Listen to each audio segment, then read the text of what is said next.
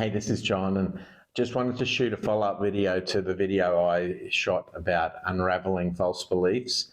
And I have a tool that I still use this tool. It's very helpful, but something that helped me to unravel false stories. And because some people think, where do I start? And where I always start is when I feel a fear response, or if I feel I'm being triggered, or if I come off an interaction and I'm feeling a bit less than or a bit down about something, I try to figure out what's going on here. And so it's based on what Eckhart Tolle teaches about being the observer. He's got a fascinating book about being present, coming into the present, and part of that is being the observer of what's happening. And so I've used this technique to identify toxic people in my life. I've used this technique to unravel fears that are just totally false and unfounded. And it's quite powerful. And it's a wonderful tool to have in your kit, especially if you're an empath, especially if you're you do a lot for people and you somehow don't get much appreciation. I'm sure you can use this tool in any situation. So there's just 3 simple steps that I follow. And the first step is just to identify when the emotion rises up, to identify the emotion and to see how it affects you in the physical. So does your chest tighten?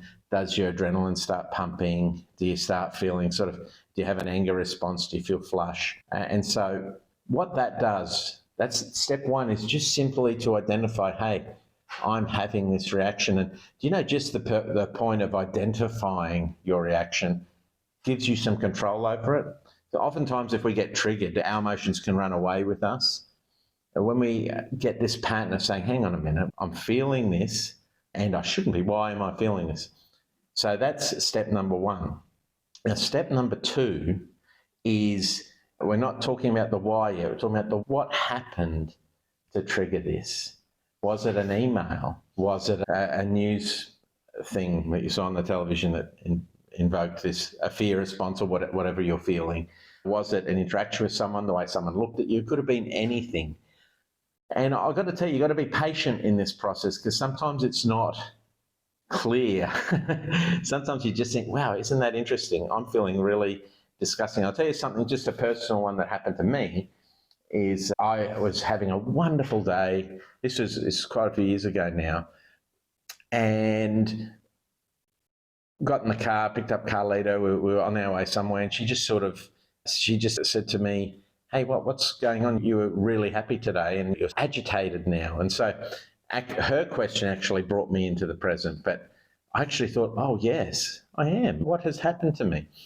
And then I started backtracking to what did happen. And what this process enabled me to do is identify someone who was quite toxic in my life and I didn't know. See, if you have a narcissistic or manipulative person in your life, oftentimes it's not evident if you're a victim of that sort of person and you're not aware of it, because what they do is they slowly erode you, and you can be feeling great and a few sentences from a person like that and you'll just come away feeling agitated or upset, but not even knowing that was happening. And so when I started understanding, okay, this is the response I was getting from this type of interaction, I was able to observe it. And I observed it over many interactions because I wanted to make sure if that was the case or not. And I never spoke to the person about it because I just wanted to keep my power. I just wanted to understand what was happening.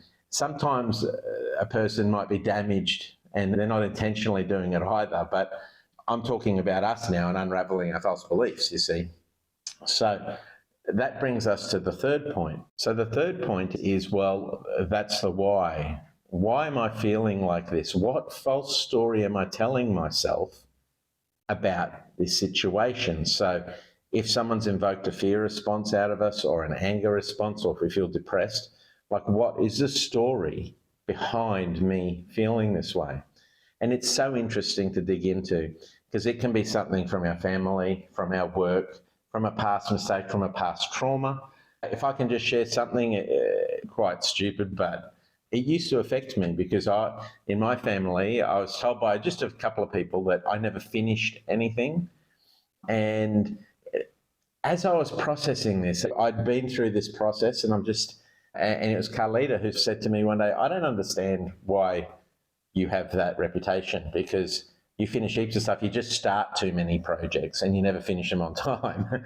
And when I started evaluating that, I went from a story of thinking that I could never finish anything to realising that I just never used to saying no to people. So I'd say yes with all good intention, thinking I could finish something, and invariably it'd take a little bit longer.